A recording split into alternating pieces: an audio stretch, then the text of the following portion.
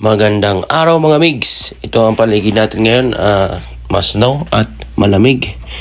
At dahil malamig, magluluto tayo ngayon ng ating pananghalian.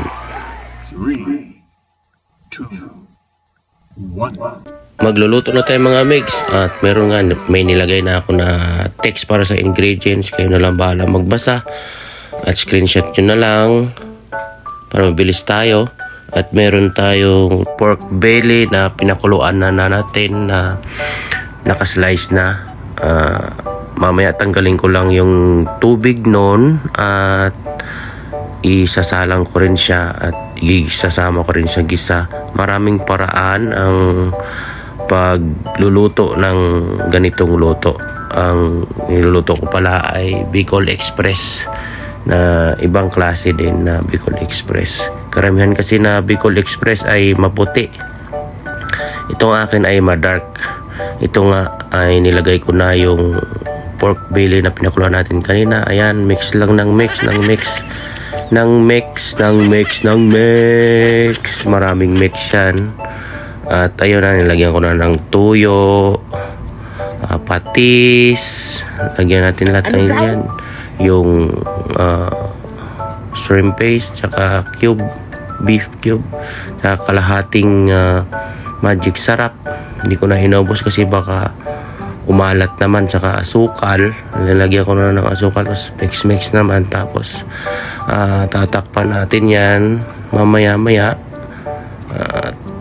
takpan natin para maluto man, at lagyan natin ng tubig at konti lang tubig ang lagay natin kasi sa gata mamaya dadami yan ang sabaw. At ayan, takpan muna natin ng mga 15 minutes para lumambot yung karne at isali natin to video yung ating asawa at kumakanta pa. At ayan na nga, biglang may pumasok na nakatakin na nakulay green na sumasayaw-sayaw pa. Iwan ko na lang kung ano yan. May pahabol pang ganyan, no? May pa ganun pa. Halatang hindi marunong sumayaw. Balik tayo sa pagluluto mga migs. Bago pa masunog yan, at lagyan natin ng suka at konting sili lang. At dahil hindi mahilig na maanghang yung aking asawa, tayo na lang mag-a-adjust. At yun na nga, lagay ko na yung gata. Ang gata dito ay nasa lata. Wala naman dito kagaya sa atin sa Pinas na magpapakayod tayo ng niyog.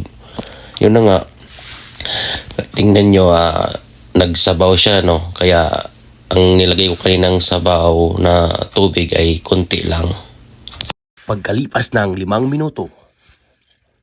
Pagkalipas nga ng 5 minuto at okay na siya, ayan nga, nag-reduce na yung gata. Nilagyan lang natin ng paminta at okay na yan. Okay na mga migs, kakain na kami ng asawa ko. Ayan, kumuha na nga ako ng mangkok at nilagdagan ko ng sili dahil gusto ko nga maanghang. Ayan, asawa ko ay sakto lang. Gusto niya saktong anghang lang, ako ay gusto kong anghang na maanghang.